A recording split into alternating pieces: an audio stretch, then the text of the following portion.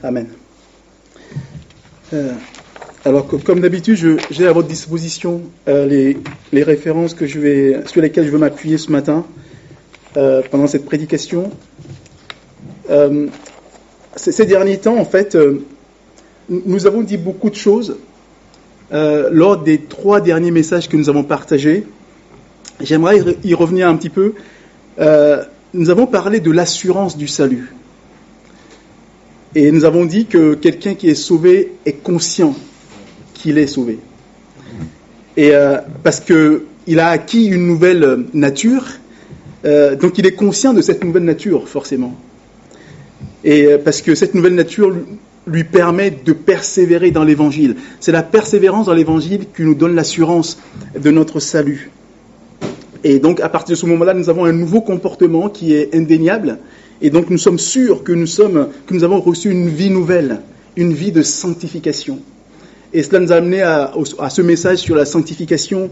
Nous avons vu clairement que se sanctifier, c'est avoir le mal en horreur. C'est haïr le péché, c'est-à-dire haïr tout ce que Dieu déteste. C'est ça la sanctification.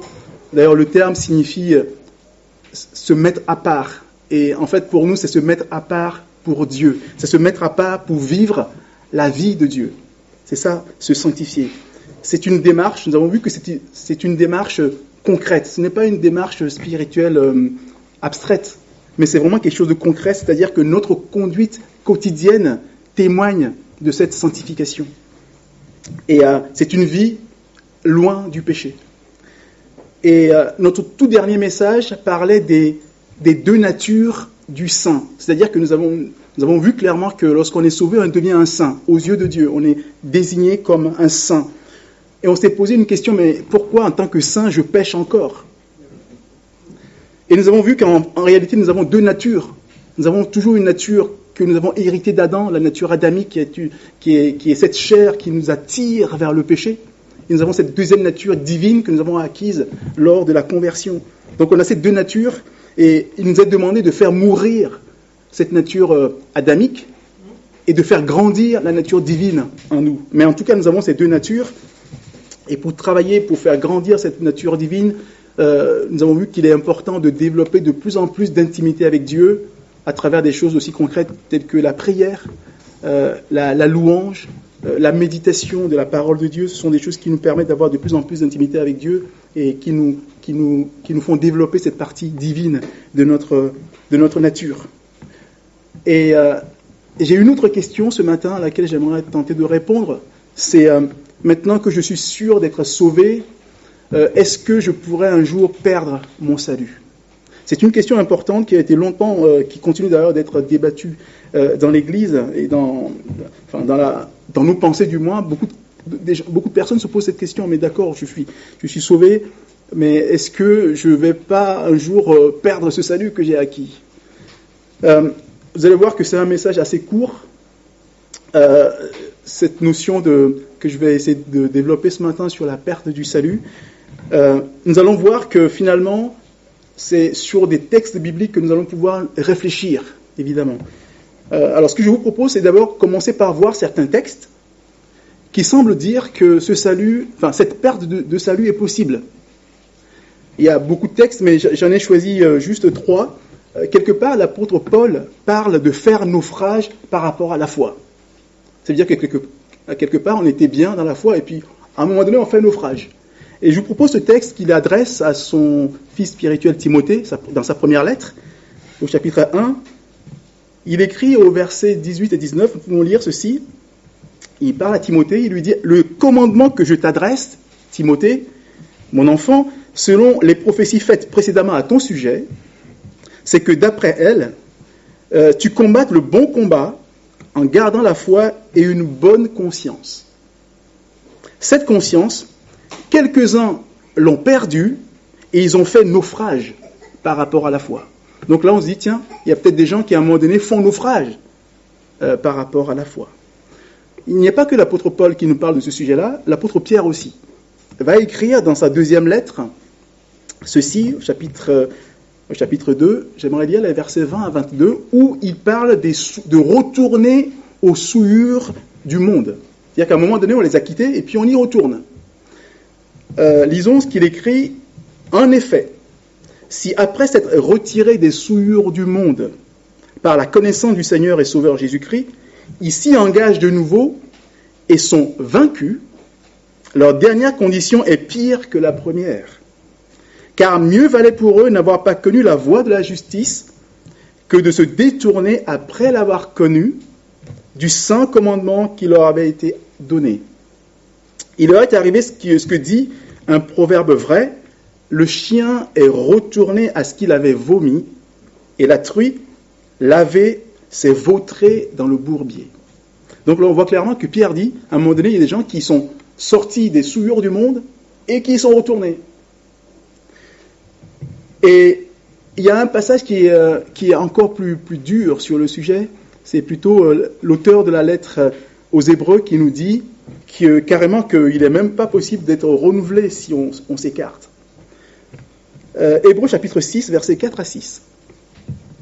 Il écrit « Car il est impossible que ceux qui ont été une fois éclairés, qui ont goûté le don céleste, qui ont eu part au Saint-Esprit, qui ont goûté la bonne parole de Dieu et les puissances à venir, les puissances du siècle à venir, et qui sont tombés, soient encore renouvelés et amenés à la repentance, puisqu'ils crucifient pour leur part le Fils de Dieu et l'exposent à l'ignominie. » Alors, quand on lit ces passages, on se dit, on peut faire naufrage par rapport à la foi, on peut retourner aux souillures du monde, et on risque même de ne pas pouvoir être renouvelé et revenir à la foi. Maintenant, j'aimerais prendre quelques autres passages qui semblent dire qu'en fait, on ne peut pas perdre la foi. On ne peut pas perdre son salut. L'apôtre Paul parle de repentance irréversible lorsqu'il écrit dans sa deuxième lettre aux Corinthiens, au chapitre 7, verset 10, « En effet, la tristesse selon Dieu produit une repentance à salut dont on ne se repent jamais. » Et toujours aux Corinthiens, dans sa première lettre, il va dire qu'une fois qu'on est affermi, une fois qu'on est sauvé, Dieu va nous affermir jusqu'à la fin. Première lettre aux Corinthiens, chapitre 1, verset 8, « Dieu vous affermira jusqu'à la fin pour que vous soyez irréprochables au jour de notre Seigneur Jésus-Christ. » Et j'aimerais finir par un passage de Jésus, où Jésus parle lui-même, dans l'Évangile selon Jean, au chapitre 10, versets 27 à 29. Vous connaissez sans doute ce passage où Jésus est en train de dire qu'on ne peut pas être ravi de la main de Dieu. Il écrit, Jésus dit, « Mes brebis entendent ma voix. Je les connais et elles me suivent. Je leur donne la vie éternelle. Elles ne périront jamais. Et personne ne les ravira de ma main. Mon Père, qui me les a donnés, est plus grand que tous, et personne ne peut les ravir de la main de mon Père. » Donc là, on dit, mais en fait, il n'est pas possible de se détourner. Quand on est dans la main de Jésus, c'est pas possible de repartir. Donc on se dit, on se retrouve devant une contradiction entre les passages. D'un côté, des passages qui nous disent on peut se détourner de la foi, et l'autre qui dit, une fois qu'on a le salut, d'autres qui disent, quand on a le salut, c'est fini, c'est bon, on est dans les mains de Dieu, on sera affermi jusqu'au bout, jusqu'à la fin, on ne se repentira jamais, plus jamais, de la repentance à salut. Il faut bien que nous trouvions une synthèse à tout ça. Comment lever cette contradiction que je dirais apparente ? Moi, je vous fais une proposition. C'est une proposition, en me basant sur certains textes toujours des Écritures, notamment un verset qui me semble la clé de compréhension de tout ça, la clé de voûte qui va nous permettre de dépasser cette apparente contradiction. Il s'agit de la lettre aux Hébreux, au chapitre 10, verset 39. Un verset qui semble anodin, mais qui, pour moi, vraiment nous donne une clé de compréhension. Il est écrit, « Nous ne sommes pas de ceux qui se retirent pour se perdre, mais de ceux qui ont la foi pour sauver leur âme. » Nous ne sommes pas de ceux qui se retirent pour se perdre, mais de ceux qui ont la foi pour sauver leur âme. Ce qu'on voit dans ce verset qui paraît si simple et anodin, c'est qu'il y a deux catégories de personnes. Il y a donc ceux qui se retirent pour se perdre, et puis ceux qui ont la foi pour sauver leur âme. Cela veut dire quelque part que celui qui a la foi sauve son âme. Ça veut dire que quelque part, il y a ceux qui ont la foi pour sauver leur âme et ceux qui n'ont pas la foi pour sauver leur âme. Ça veut dire que quelque part, en fait, il y a deux types de foi. Et une foi vraiment qui sauve. Souvent on entend la foi qui sauve. Cela veut dire quelque part qu'en fait, ceux qui se retirent n'ont pas la foi. Parce que le passage nous dit, ceux qui se retirent, je reprends le passage, nous ne sommes pas de ceux qui se retirent pour se perdre, mais de ceux qui ont la foi pour sauver leur âme. Ça veut dire que ceux qui se retirent n'ont pas la foi pour sauver leur âme. Ça veut dire quelque part, moi ce que je comprends là, c'est qu'il y a une foi véritable à avoir pour sauver son âme. On peut avoir une foi, une certaine foi, là on peut se retirer, mais quand on a la foi qui sauve l'âme, on ne peut pas se retirer. Je parlerai de foi véritable ou de foi qui sauve. Je crois que c'est le cœur de l'affaire. Il y a une parole de Jésus. Vous vous rappelez, quand on a partagé le message sur le salut, on a beaucoup insisté sur la foi qui sauve. Les gens se demandent, mais pourquoi on parle de la foi qui sauve? C'est-à-dire qu'il y en a une qui ne sauve pas. Il y a une parole de Jésus qui semble confirmer clairement ce que je suis en train de dire. Il y a même plusieurs paroles, mais je vais prendre ce passage dans Luc, chapitre 13, versets 25 à 27. Jésus donc donne une parabole, il dit, « Quand le maître de la maison se sera levé et aura fermé la porte, et que vous, étant dehors, vous commencerez à frapper à la porte en disant, « Seigneur, Seigneur, ouvre-nous », il vous répondra, « Je ne sais d'où vous êtes. » Alors, vous vous mettrez à dire, « Nous avons mangé et bu devant toi, et tu as enseigné dans nos rues. » Et il répondra, « Je vous le dis, je ne sais d'où vous êtes. Retirez-vous de moi, vous tous qui commettez l'iniquité. » Jésus parle des personnes qui ont vécu avec lui. Nous pourrions dire, tu as enseigné dans nos églises. Ces gens qui ont été dans les groupes avec Jésus, qui ont mangé avec lui, qui ont pris la Sainte Seine. Et Jésus dit, je ne sais d'où vous êtes. Alors, ce qu'il faut bien comprendre, ce qu'il faut bien entendre, c'est que Jésus ne dit pas, je ne vous connais plus. Il dit, je ne vous connais pas. Je ne sais d'où vous êtes. Il ne dit pas à un moment donné, je vous ai connu et puis maintenant je ne vous connais plus. Je ne sais pas qui vous êtes. Je ne sais d'où vous êtes. C'est vraiment important qu'on comprenne ça, qu'à un moment donné, les personnes que Jésus rejette, Jésus dit, je ne les ai jamais connues. Et c'est ce qu'il va confirmer d'ailleurs dans un passage qui me tient, moi, personnellement, particulièrement à cœur. C'est Matthieu chapitre 7, versets 21 à 23. Et pour moi, c'est un passage extrêmement important pour nous, pour notre réflexion sur notre marche avec le Seigneur. C'est vraiment très important. Ça ressemble à ce que je viens de lire, où Jésus dit, ceux qui me disent Seigneur, Seigneur, n'entreront pas tous dans le royaume des cieux, mais celui-là seul qui fait la volonté de mon Père qui est dans les cieux. Plusieurs me diront en ce jour-là, Seigneur, Seigneur, n'avons-nous pas prophétisé par ton nom? N'avons-nous pas chassé des démons par ton nom? Et n'avons-nous pas fait beaucoup de miracles par ton nom? Alors je leur dirai ouvertement, je ne vous ai jamais connus. Retirez-vous de moi, vous qui commettez l'iniquité. Pour moi, c'est cette phrase qui me frappe. Jésus dit, je ne vous ai jamais connus. Il ne dit pas, je ne vous connais plus. Il dit, je ne vous ai jamais connus. C'est comme s'il disait, vous n'avez jamais eu mon esprit. Ces gens n'ont jamais eu l'esprit de Christ. Parce que si ils les avaient eus, ils auraient connu Jésus, ou Jésus les aurait connus. Là, Jésus dit, je ne vous ai jamais connus. Et pourtant, ils ont fait des miracles, ils ont prophétisé, ils font des choses au nom de Jésus. Mais Jésus dit, je ne sais pas qui vous êtes. Je ne sais même pas d'où vous êtes. Je ne sais pas d'où vous venez. Et ça veut dire quelque part que c'est des gens qui n'ont jamais eu la foi. C'est-à-dire cette foi qui sauve, la vraie, la véritable. Ils ont eu quelque chose comme une foi. Mais Jésus dit, cette foi-là, je ne la connais pas. Vous n'êtes pas mes enfants, je ne vous connais pas. Pour moi, c'est des gens qui n'ont jamais eu le salut. Si on n'a jamais eu l'Esprit de Christ, on n'a jamais eu le salut.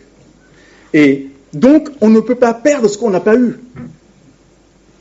C'est là où je veux en venir. On ne peut pas perdre ce qu'on n'a pas eu.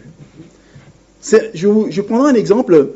Imaginez, vous trouviez un billet de banque, 500 €.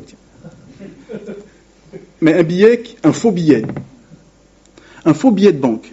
En fait, ça n'a pas la valeur de 500 €. Ce n'est qu'un bout de papier.